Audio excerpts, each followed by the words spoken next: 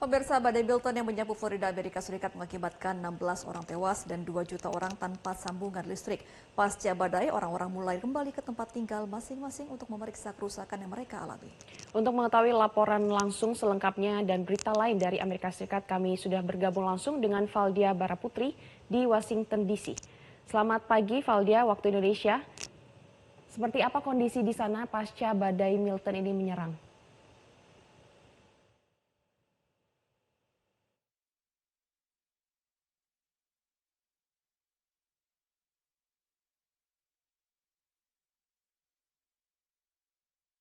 205 kilometer per jam.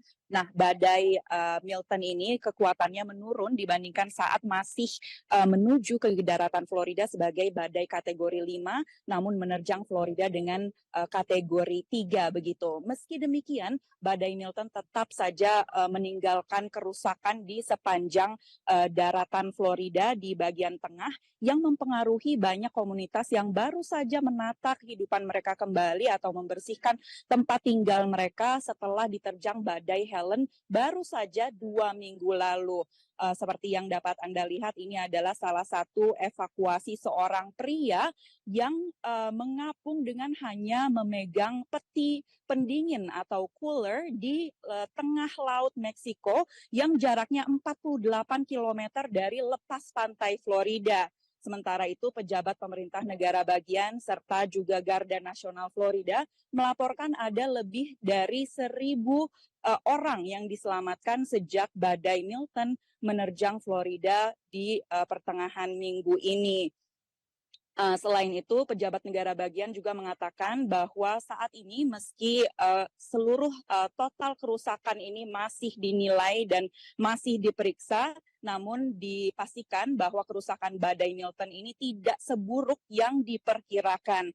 Terdapat pusat populasi Florida yang terhindar dari hantaman langsung badai Milton ini dan gelombang badai yang diprediksi akan memecahkan rekor sebagai badai kategori 5 ini tidak terjadi, sehingga banyak orang yang mengekspresikan kelegaan mereka meski mereka tetap saja mendapatkan begitu kerusakan yang cukup parah.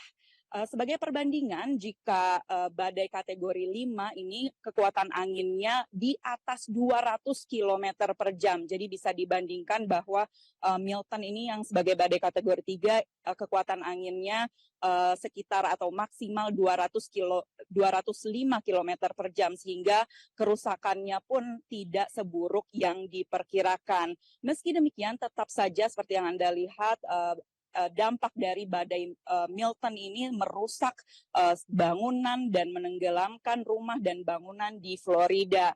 Menurut data poweroutage.us, pasca badai listrik padam di sebagian besar wilayah Florida atau di negara bagian tersebut. Sekitar 2,3 juta orang dan 3,4 juta rumah dan bisnis saat ini tidak memiliki listrik. Presiden AS Joe Biden mengatakan terdapat sekitar 5.000 pegawai atau orang yang diterjunkan langsung ke lokasi untuk menangani masalah tersebut. Nah, saat ini Kongres AS tengah dalam masa reses untuk fokus ke wilayah mereka masing-masing sebelum pemilu pada 5 November mendatang. Namun, Presiden AS Joe Biden telah meminta mereka untuk kembali secepat mungkin ke DC untuk menyetujui lebih banyak pendanaan darurat untuk menanggulangi dampak dari badai Milton serta badai Helena yang baru saja menerjang Florida 2 minggu lalu. Rekan-rekan, kembali ke studio. Ya, Valdia, apakah ada informasi lainnya yang menarik dari Amerika Serikat untuk saat ini?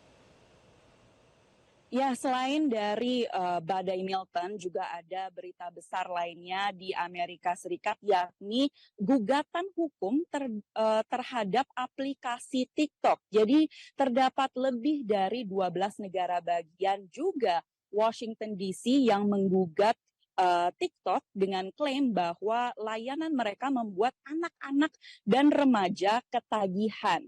Jadi gugatan hukum tersebut berpusat pada algoritma TikTok. Dalam gugatan tersebut diklaim bahwa TikTok dengan secara sadar ini merancang layanannya untuk membuat kecanduan. Meski TikTok ini mengetahui bahwa hal tersebut memberikan dampak negatif secara psikologis maupun fisiologis pada anak-anak dan remaja. Nah, selain pada algoritma TikTok sendiri, gugatan hukum ini juga menyasar fitur-fitur lain pada TikTok, di antaranya adalah fitur siaran langsung di mana orang-orang bisa mendapatkan uang atau insentif dari orang-orang yang menonton siaran langsung mereka.